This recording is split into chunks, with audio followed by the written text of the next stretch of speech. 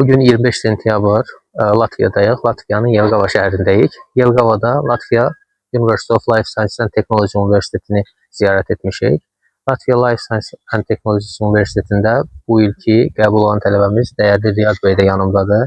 Hal-hazırda Riyad bəyin dilindən, yəni birinci ağızdan universitet haqqında məlumatları əldə edə bilərsiniz. Buyurun Riyad bəy. Təşəkkürlər Tural bəy. Mən hal-hazırda yəni Yelgavadayıq biz. Demək olar ki, artıq bir həftədir mən buradayam. Hər şeyə görə təşəkkür etmək istəyirəm, dəstəyə görə, köməyə görə. Yəni Azərbaycanla müqayisə elədikdə universitetdə bir çox fərqlər var. Dərslər çox innovativ keçir. Yəni tutaq ki, professorlar dərslərdə hər hansısa bir mövzu haqqında yəni danışmırlar, bir neçə mövzu haqqında danışırlar və mövzuları yəni tez-tez dəyişirlər. Ən belə deyim, xoşuma gələn nə oldu ki, yəni hamısı tutaq ki, ingilis dilində danışır. Məsələn, Azərbaycanda çox bir dərslərdə ingilis fakültəsi olmasına baxmayaraq Azərbaycan və rus dilində danışırlar, dəyişirlər.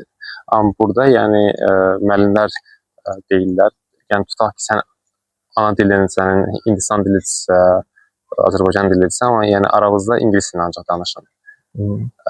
Hər hansı bir topik atırlar və bizi tutaq ki, 3-4 qrupa bölürlər və biz öz qrupumuzun arasında 3-4 nəfərlə müzakirə edirik və sonda hər hansı bir müzakirə edildikdən sonra o qruplar arasında belə deyim benefits and yaxşı və pis tərəflərini hər hansı bir mövzunun bölüdüyü, parçalayırıq belə deyək. Genel olaraq biz də az öncə universiteti ziyarət etdiyimizdə universitetin beynəlxalq şöbə çalışanlarından İlana xanımla burada görüşdük. Universiteti bizə gəzdirdi. Yəni universitet haqqında xeyli bilgi əldə etdik. Həm tarixi haqqında, həm universitetin indiki vəziyyəti haqqında. Universitetin indiki vəziyyəti haqqında, məsələn, ya yataqxanası, ya fakültəsi, bunlar haqqında bir məlumat verə bilərsiniz? Hal-hazırda mən MBA-də oxuyuram. Yəni mənim fakültəm düpbədüz belə deyim, yataqxananın yanındadır. 3 dəqiqəlik ayaqla gediləsi yoldadır, üzbəüz demək olar. Yataqxana burada mən səhv eləmirəmsə 8 dənədir, çünki mən 8-ci nömrədə qalıram. Yataqxana 4 yoxsa 5 mərtəbədən ibarətdir. Hər mərtəbədə təxminən 10-15 otaqdır. Otaqlar ölçüsündən belə deyim, nə böyük, nə balacadır. Orta ölçüdədir. 2 dənə yataq yeri, bir dənə fridge, yəni soyuducu balaca. Həmçinin də yəni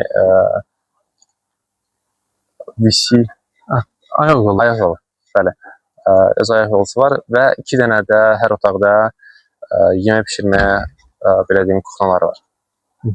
Genel olaraq universitetin və ixtisasınızın əlavə olaraq yataqxananın, yəni bunların halından məmnunsunuz?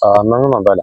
Çünki yəni mən gözlədiyimlə belə deyim reallıq üst-üstə düşmək üçün gözlədiyim daha pis, amma reallıq daha yaxşı oldu.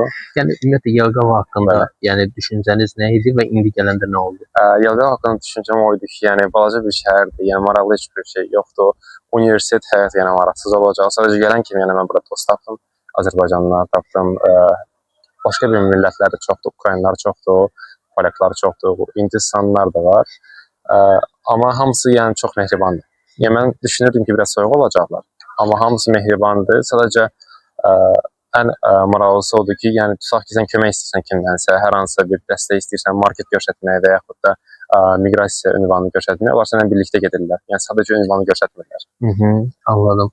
Yəni biz də gələndə həm Latviyanı ziyarət etdiyimizdə ilk öncə Rigaya gəlmişdik, ondan sonra Yelgavaya gəldik. İndi gələndə də Yelgavanın Latviyanın birinci paytaxtı olduğunu öyrəndik.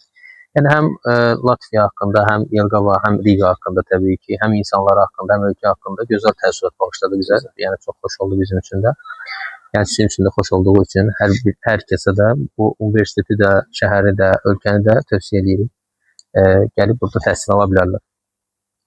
Bəli. Məsləhət görürük, yəni hər hansı bir Avropa ölkəsi tutaq ki, seçimindəsinizsə, Latviya məsləhət görərdim bir neçə baxımdan. Həm yəni belə deyək, adam lap çox deyir, yəni ortalamadır. Həm meşənin içidir, hava çox təmizdir, yəni buna xüsusən belə deyək, diqqət yetirir. Çünki yəni mən trenlə düşən kimi dərhal yəni bu hava meşənin yanında olması çox belə deyim, dildirir Gözəl özünə. aura Bəli, verir bəli. insana. Oldu, təşəkkürlər. Təşəkkürlər.